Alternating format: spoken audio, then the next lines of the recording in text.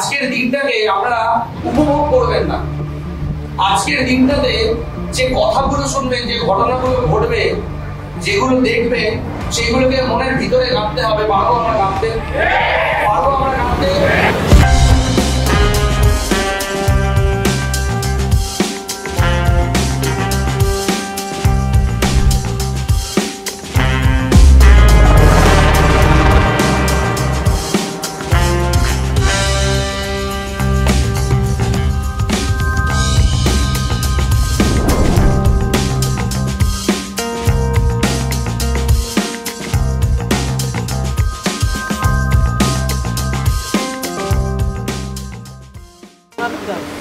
ऐसा করলেন আজকের ডেটে যে সাকসেসটা আপনারা এখানে দেখলেন,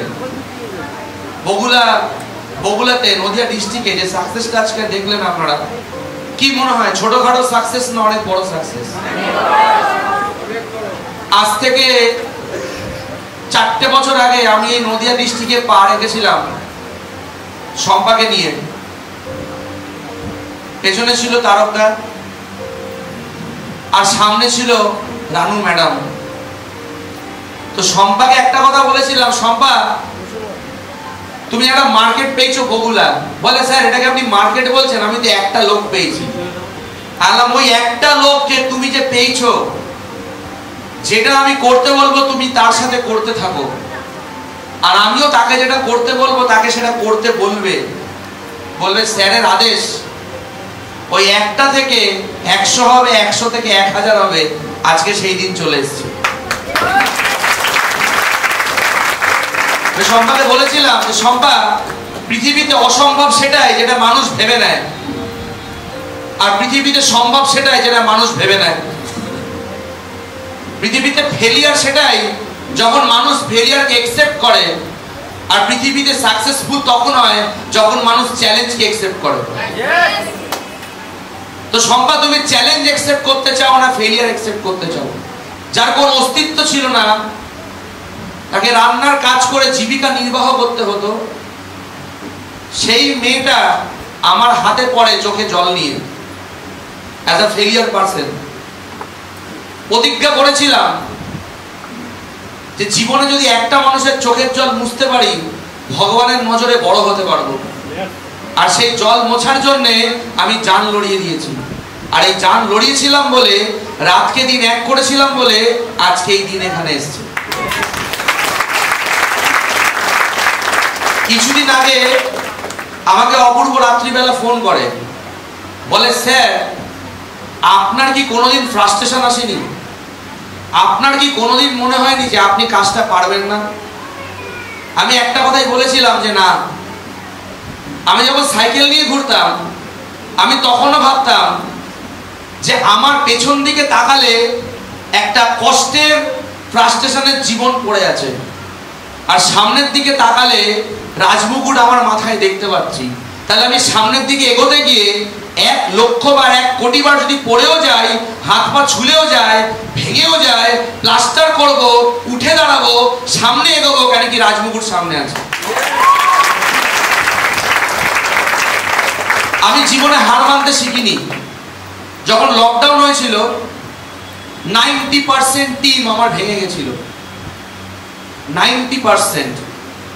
মাত্র 10% মানুষ আমার অডিও রেকর্ডিং গুলো শুনে অনুপ্রেরিত হয়ে তারা টিএনসিতে টিকে ছিল, যে হ্যাঁ এই মানুষটা যখন পিছনে আছে আমরা তাহলে লড়ে যাই। আর যেই 10% মানুষ টিকে ছিল, সেই 10% মানুষের মধ্যে 60% মানুষের অলরেডি বাড়ির সামনে লাক্সারি গাড়ি চলে এসছে। আর রইল 40% মানুষ। 2024-এ তাদের সবার বাড়ির সামনে লাক্সারি গাড়ি চলে আসবে। আর বগুলাতেও 2025 সালে লাক্সারি গাড়ির মেলা হবে।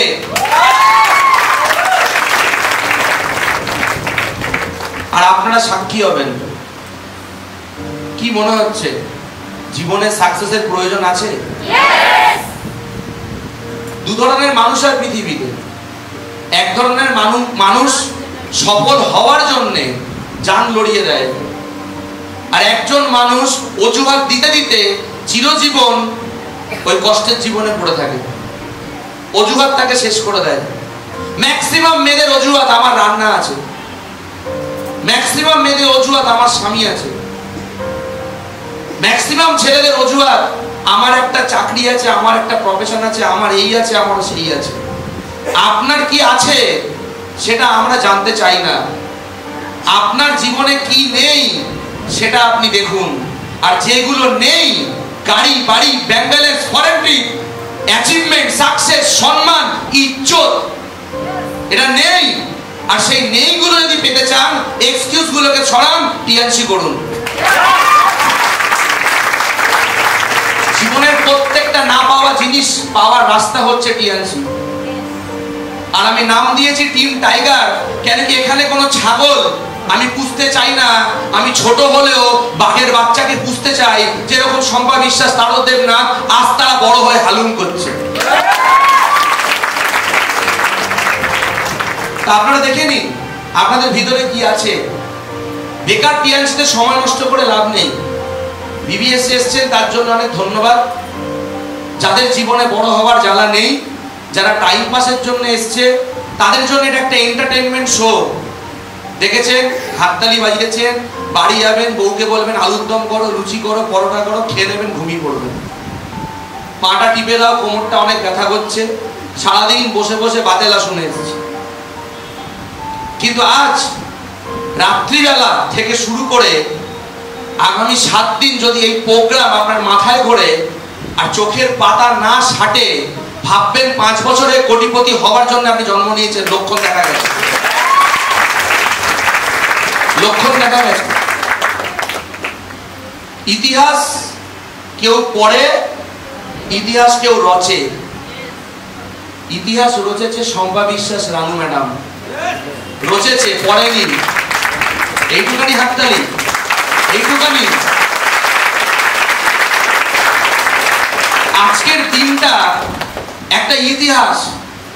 নদিয়া ডিস্ট্রিক্টে আমি প্রাউডলি বলতে পারি আজকে অনেক কোম্পানি এসছিল, ফুটে গেছে, অনেক কিছু হয়েছে। কিন্তু আজকে টিএনসি দাঁড়িয়ে আছে মাথা উঁচু করে, তার একটাই কারণ, টিএনসির সঙ্গে সত্য আছে, সত্য আছে। টিএনসি মানুষকে শুধু টাকা দেয় না, ইজ্জত দেয় না, গাড়ি বাড়ি দেয় না, মানুষকে বাঁচার রাস্তা দেয়, মানুষকে 100 বছর সুস্থ জীবন দেয়। তাহলে কত বড় সাবজেক্ট নিয়ে আজকে আমরা এখানে কাজ করছি। কি মনে হয়, গর্ববোধ হয় না? গর্ববোধ হয় না? যে মানুষের ভেতরে এই চেতনা জাগেনি যে আমরা পৃথিবীর সব থেকে মহান কাজ করছি, তাহলে আপনার টিএনসিতে জয়েন করা বেকার। আগে এটা বুঝুন যে আপনি কত মহান কাজ করছেন এই পৃথিবীতে। আমি বলে দিই, অনেক নেটওয়ার্ক মার্কেটিং কোম্পানি আছে, কাউকে ছোট করতে চাই না, বাট টিএনসি 224 খানা দেশে একটা কারণেই পা রাখতে পেরেছে, কেন কি এটা মানুষের প্রাণ বাঁচায়, মানুষের পাশে দাঁড়ায়, মানুষকে নতুন জীবন দেয়। দম আছে বস, দম আছে। আজকে 25 বছর ধরে অনেক কোম্পানি কাজ করে, কাউকে ছোট করতে চাই না, কিন্তু যদি কোশ্চেন করা হয় কখানা দেশে তোমরা আছো 25 বছরে, তারা পালিয়ে যাবে। বাট টিএনসি কে বলতে হয় না কটা দেশে আছে, সারা পৃথিবী জানে।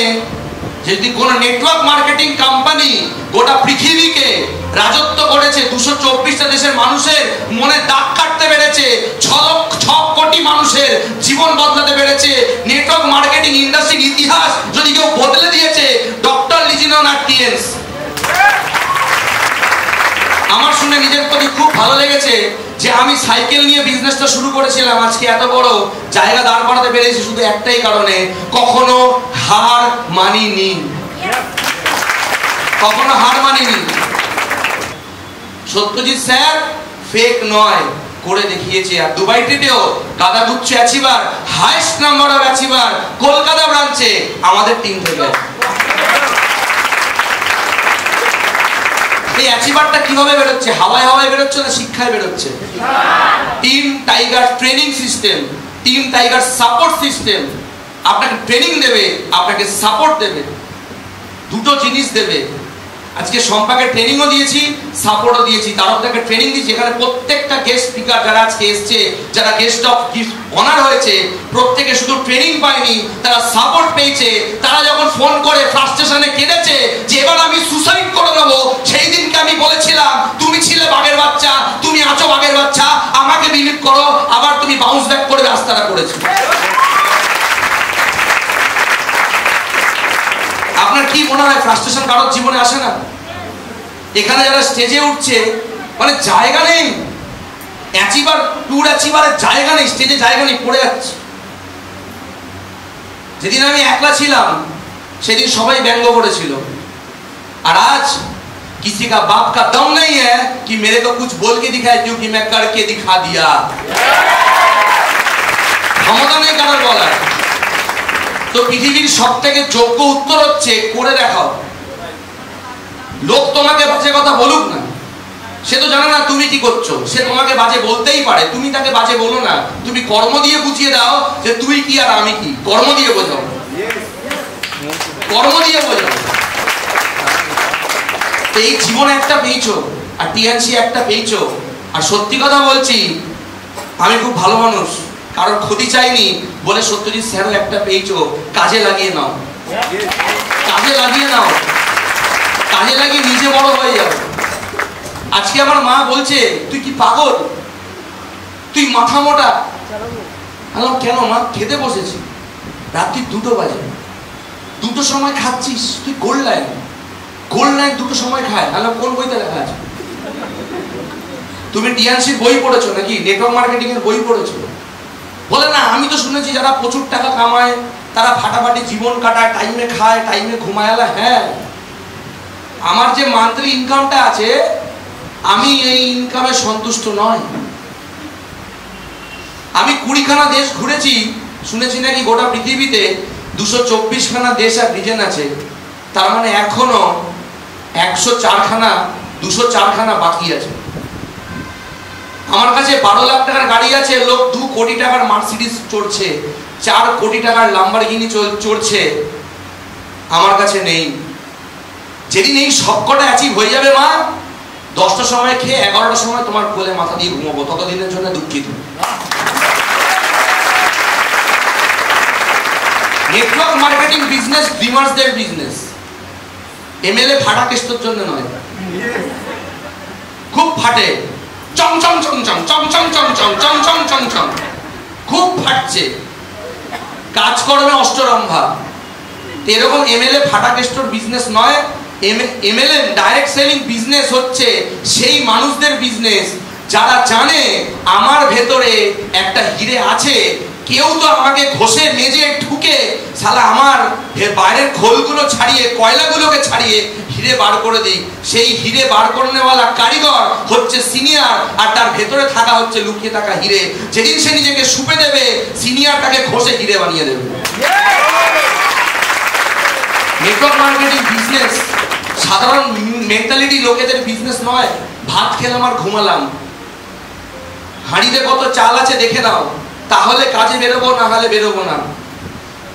নেটওয়ার্ক মার্কেটিং বিজনেস, সত্যি কথা বলছি, মানুষকে মানুষ না, মানুষকে ধূমকেতু বানিয়ে দেয়। বাট যেটা আমি করেছি, আমার সিনিয়র সমীর কুমার ব্রহ্ম, তার নাম নিতে খুব ভালো লাগে, উনি আমাকে প্ল্যাটফর্ম দিয়েছিলেন। উনি একটা কথা বলতেন, উনি হয়তো আজকে আমার পাশে নেই কোনো কারণে, কিন্তু লোকটাকে সেলুট করি। একটা কথা বলেছিল, সত্যজিৎ টিএনসি সবাই করছে কিন্তু রেকর্ড সবাই ব্রেক করে না।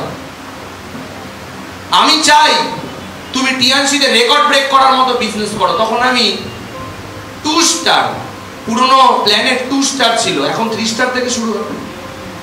আমি বললাম তাহলে কি বলতে চাইছেন কাকু?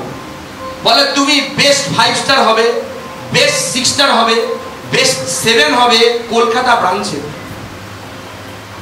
বেস্ট 8 হবে। তো নিজেকে এমন ভাবে তৈরি করো যাতে তুমি টিএনসিতে রেকর্ড ব্রেক করতে পারো। টিএনসিতে হাইয়েস্ট ইনকাম তোমার হবে ভবিষ্যতে। কথাগুলো না বিলিভ করবেন না, এইখানে মাথার ভেতরে আর রক্তের ভেতরে ঢুকে গেছিল, কোনোদিন ভুলিনি তার শিক্ষা। এবং নিজেকে বেস্ট টিএনসির বেস্ট বানানোর জন্য যুদ্ধ করেছিলাম, শিখেছিলাম, আর আমার কোনো গুরু ছিল না, আর আমার পেছনে কোনো সাপোর্ট সিস্টেম ছিল না। আমার যখন ভিডিও চলে লেখা দেখায় ওয়ান ম্যান আর্মি, দেখায় তো, ওটা কোনো বানানো রেকর্ডেড কথা নয়। কেন কি really I was one man army, আর I am one man army. আমার আগেও পিছনে কেউ ছিল না, আজও পিছনে কেউ নেই, তার জন্যই হয়তো আমি এত বড় হতে পেরেছি। আমি 6 স্টারে আমি জেনেছিলাম হাইয়েস্ট বিজনেস কলকাতা ব্রাঞ্চে কে দিয়েছে। আপনি বিলিভ করবেন না, আমার নাম্বারগুলো সব মনে নেই, বাট আমার এটুকুনি জানা আছে, আমার সিনিয়র আমাকে ফোন করে বলেছিল, সত্যজিৎ তুমি আজকে ব্রাঞ্চের রেকর্ড ব্রেক করেছো, তুমি হাইয়েস্ট বিজনেস দিয়েছো অ্যাজ এ 6 স্টার। আমি বললাম আপনি যে বলেছিলেন করতে হবে, তার জন্যই আমি করে দেখাতে পেরেছি। শুধু কথাটাকে মাথায় রেখেছিলাম যে বেস্ট হতে হবে। যখন আমি 7 হই, কলকাতা ব্রাঞ্চ থেকে 5খানা স্টেটের ওপর বেস করে 5টা রাজ্যের ওপরে টপ 3 জন 7 স্টার হয়েছিল। First, second and third. যে ফার্স্ট হয়েছিল সে আমার টিম থেকে হয়েছিল, যে সেকেন্ড হয়েছিল সে আমি ছিলাম, আর যে থার্ড হয়েছিল সেটাও আমার টিম থেকে ছিল। এখনকার 7 স্টার মানে কত? 18,75,000। তখনকার 7 স্টার মানে 66 লাখ। তখনকার 7 স্টার 1.5 কোটি টাকার বিজনেস দিয়ে 7 স্টার হয়েছিলাম, বেস্ট ইন দা 5খানা রাজ্যে বেস্ট। আর অ্যাজ এ 8 স্টারও আমি হাইয়েস্ট বিজনেস দিয়েছি। আমার জানা নেই কলকাতা ব্রাঞ্চে 3.5 বছরের মধ্যে লাক্সারি গাড়ি কে কিনেছে। আমি আমার সিনিয়রকে জিজ্ঞেস করেছিলাম, উনি আমাকে উত্তর দিতে পারেনি। বলে সত্যজিৎ আমার জানা নেই যে 4 বছর 5 বছরের মধ্যে লাক্সারি গাড়ি কে কিনেছে, কে অ্যাচিভ করেছে, আমার ঠিক জানা নেই। বললাম যখন জানা নেই ছেড়ে দিন, আমি চেষ্টা করব। আর 3.5 বছরের মধ্যে টিএনসিতে 12 লক্ষ টাকার গাড়ি আমি দাঁড় করিয়েছি 3.5 বছরের মধ্যে। কেন? প্রশ্ন হচ্ছে কেন, আর প্রশ্ন হচ্ছে কিভাবে। কেন একটাই, জেদ আর জ্বালা, সবাই বলে গেছে। আর দ্বিতীয় কোশ্চেন হচ্ছে কিভাবে। তো একটা কথা বলে দিই, আমার এডুকেশনাল কোয়ালিফিকেশন কাজে লাগেনি। আমার এডুকেশনাল কোয়ালিফিকেশন কাজে লাগেনি। কাজে লেগেছে কি জানেন? জানতে চান? আমার হার্ড ওয়ার্ক। প্রত্যেক দিন 15 থেকে 16 ঘন্টা 18 ঘন্টা আমি টিএনসিকে অর্পণ করেছি। তার জন্য আজকে আমি 3.5 বছরে ইতিহাস বানাতে পেরেছি। প্রত্যেকটা দিন, প্রত্যেকটা রাত আমি টিএনসিকে ডেভেলপ করেছি। একটা কথা ভালো করে বুঝে নিন, টিএনস একটা পাগলামু, পাগল হওয়ার বিজনেস। যদি কেউ পাগল হতে পারে সে ইতিহাস বানাবে। আর যার ভেতরে পাগলামু নেই, যে ক্যাজুয়াল, আয়ারাম গায়ারাম, করতে হয় তাই করছি, সিনিয়র ঠেলা মারছে তাই দুটো লোককে গিয়ে বলছি, তার দ্বারা টিএনসি হবে না। তার দ্বারা ওই স্লেভারি হবে, চাকরি বলে, উঠতে ওঠ আর বসতে বস। কিন্তু টিএনসি হচ্ছে ইন্ডিপেন্ডেন্ট বিজনেস, স্বাধীন বিজনেস, তোমাকে মালিক হবার সুযোগ দিচ্ছে। আর যে মালিক অবহেলা করে তার বিজনেস ডুবে যায়। ডুবে যায় কিনা? তাহলে আপনি ভাবুন, 5টা বছরের তো খেলা বস। কটা বছর? শুনতে পাচ্ছি না। কটা বছর? হাত দেখতে পাচ্ছি না তো উপরে। কটা বছর?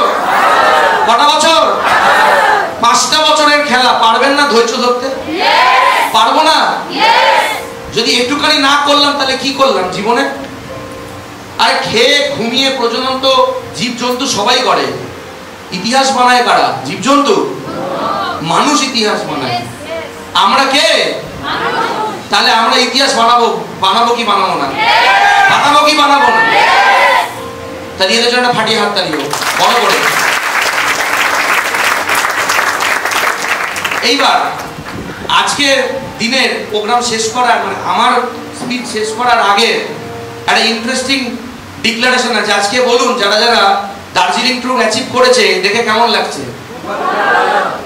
যদি কোনো কোম্পানির ফরেন ট্রিপ না থাকে, আমি ফেব্রুয়ারি বা মার্চে নেক্সট ইয়ার দার্জিলিং নিয়ে যাব। এবং আপনাকে বলে দিই, যখন ট্যুর লঞ্চ করেছিলাম আমি বলেছিলাম যে যাওয়ার সময় ট্রেনে যাওয়া হবে, আসবার সময় কিন্তু ফ্লাইটে ফেরা হবে। কেমন লাগছে শুনে?